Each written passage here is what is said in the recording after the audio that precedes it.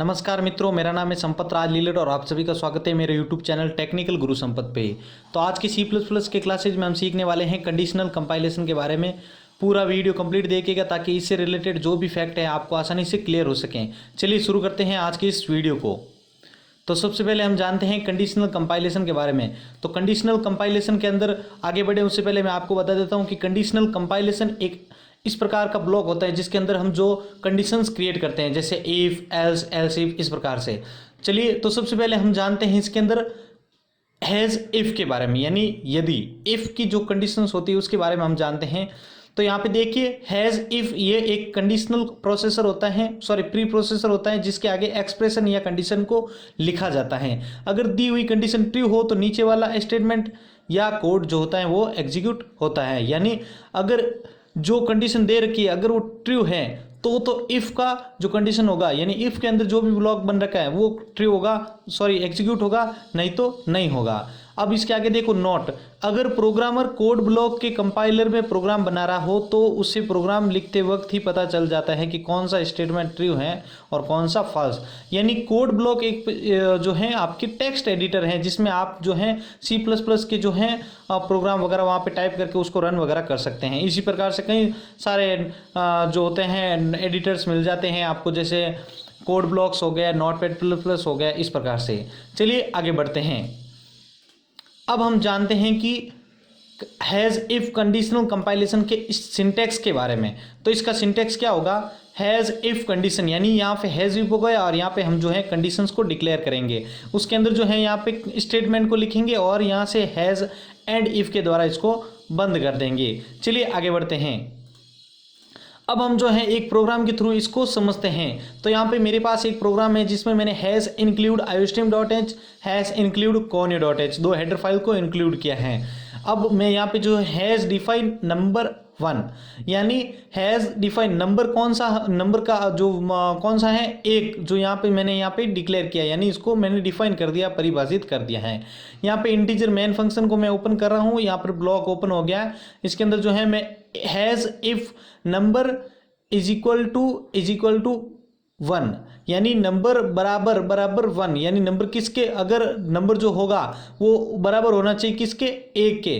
तो यहाँ पे जो है इसके ब्लॉक के अंदर जो हमने स्टेटमेंट है वो रन होना चाहिए। कौन सा स्टेटमेंट है, C out number is equal to 1, यानी अगर ये जो नंबर है यहाँ पर जो वैल्यू होगी हम जो देंगे वो अगर इसके बराबर होगी, ठीक है, तो यहाँ पे जो है वो कंडीशन ये वाला जो है वहाँ पे स्क्रीन के ऊपर प्रिंट करेगा, नहीं तो ये ब्लॉक के बाहर आ जाएगा और इसके ऊपर स्क्रीन के ऊपर कोई भी प्रकार का आउटपुट आपको शो नहीं होगा। चलिए अब इस अगर प्रोग्राम को जो है अगर हम Ctrl+F9 के थ्रू यदि रन करते हैं तो हमारी जो कंप्यूटर स्क्रीन है उसके ऊपर जो है कुछ इस प्रकार से जो है आउटपुट शो होगा, नंबर इज इक्वल टू 1। यानी हमने जो है प्रोग्राम के स्टार्टिंग में हमने जो वहाँ पे हैज़ डिफाइन नंबर 1, यानी नंबर का जो वैल्यू था वो कितना डिफाइन किया था हमने, 1। तो 1 और 1 बराबर हैं, तो यहाँ पे जो है ये स्टेटमेंट रन हो गए हैं। चलिए आगे बढ़ते हैं।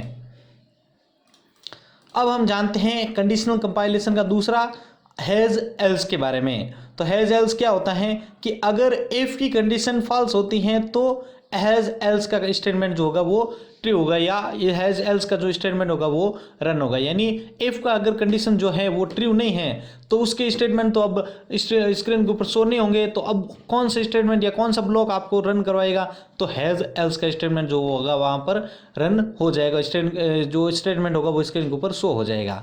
अब इसका कंडीशन स्टेटमेंट सिंटेक्स देखें, तो यहाँ पे देखिए आप हैज़ इफ कंडीशंस और यहाँ पे स्टेटमेंट हो गया। अगर ये रन हुआ तो ठीक, अगर ये नहीं हुआ तो हैज़ एल्स और स्टेटमेंट, यानी हैज़ एल्स का जो स्टेटमेंट होगा वो रन होगा और इसको भी जो हम है हैज़ एंड इफ के थ्रू जो है बंद कर देंगे। चलिए आगे बढ़ते हैं। तो अब मैं जो है यहाँ पे बार बार जो है प्रोग्राम के थ्रू यहाँ पर नहीं समझा सकता, क्योंकि ये जो प्रोग्राम होगा ज़्यादा बड़ा हो जाएगा और आप जो है इतना लंबा जो प्रोग्राम है आप प्रीफर नहीं कर पाएंगे। तो आपने जो अभी प्रोग्राम सबसे पहले देखा था तो उसी के अंदर आप इसको समझ सकते हैं कि हैज़ इफ का अगर ये कंडीशन रन हुआ तो ठीक है, वरना आपके हैज़ एल्स का जो है ब्लॉक आपको रन करना होगा। चलिए अब आगे देखते हैं। यहाँ पे हैज़ इलिफ, यानी हैज़ इलिफ के बारे में आप यहाँ पे देखते हैं।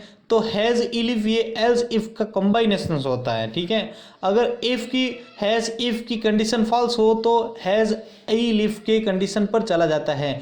अगर कंडीशन ट्रू होती है तो उसका स्टेटमेंट जो होता है वो प्रिंट हो जाता है। इसका स्टेटमेंट देखिए यहाँ पे आप इसको समझ जाएंगे। हैज़ इफ़ इस कंडीशंस और यहाँ पे स्टेटमेंट, यानी हैज़ इफ अगर सही होगा तो इसकी जो है कंडीशन सही होगी तो ये स्टेटमेंट रन होगा, नहीं तो ये पहले आएगा, एल्स से पहले ये यहाँ पे आएगा हैज़ इफ कंडीशंस की, यानी हैज़ इफ कंडीशंस रन नहीं हुई तो ये यहाँ पे आएगा और इसकी कंडीशन सही होगी तो ये इसको कर देगा। इसकी भी अगर नहीं हुई, सही नहीं हुई कंडीशंस, तो यहाँ पे जो है ये हैज़ एल्स का स्टेटमेंट जो होगा वो इसके ऊपर शो कर देगा और लास्ट में इस प्रोग्राम को एंड इफ के द्वारा हम बंद कर देंगे। अब हम आगे वाला जो है कंडीशंस देखते हैं हैज़ इफ डेफ के बारे में। Has if, has elif, has else और यहाँ पे अब हम देखते हैं हैज़ इफ डेफ के बारे में।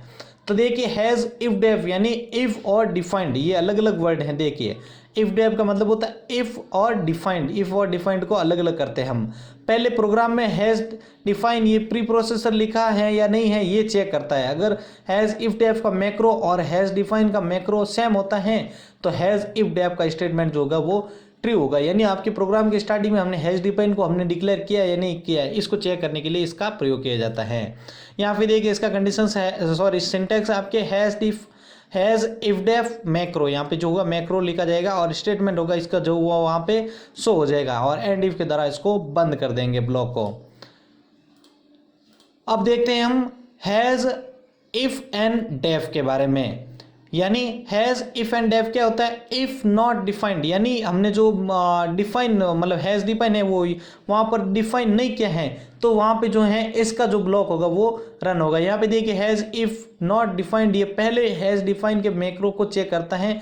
अगर डिफाइन का मैक्रो और हैज़ एंड डिफ का मैक्रो अलग अलग है तो वो ट्रू रिटर्न करेगा, क्योंकि हमने हैज़ डिफाइन वहाँ पे रन नहीं किया है और यहाँ पे हम जो है कंडीशन को ट्रू बता रहे हैं तो ये मैच नहीं कर रहे हैं, तो यहाँ पे जो होगा हैज़ इफ एंड डेफ को जो है स्टेटमेंट को जो है वहाँ पे रन करेगा।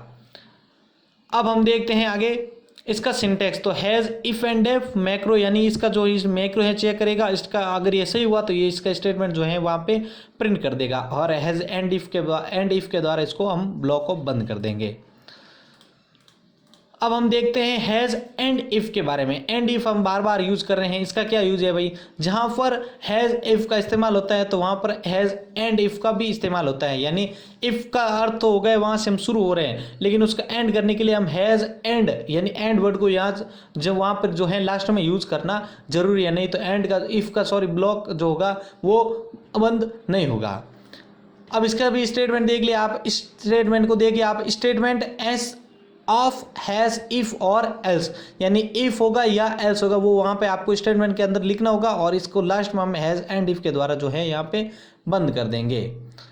तो इस प्रकार से जो है हमने यहाँ पे पूरे वीडियो में कंडीशनल कंपाइलेशन के बारे में जाना है। अगर आपको इसके अंदर कोई भी प्रकार का प्रॉब्लम आया है तो आप नीचे दिए गए कमेंट बॉक्स में जरूर लिखें। मैं जल्द से जल्द अपने इस यूट्यूब चैनल के ऊपर अदर प्रोग्रामिंग लैंग्वेज से रिलेटेड जो है वीडियो लेके आ रहा हूँ और उनके रिलेटेड जो कोर्स हैं वो पेन ड्राइव कोर्स भी मैं लेके आ रहा हूँ। अगर इनसे रिलेटेड आपको कोई भी प्रकार की क्वेरी है तो भी आप कमेंट बॉक्स में जो है अपनी क्वेरी जरूर लिखें। मैं संपत आपसे अलविदा लेता हूँ, धन्यवाद।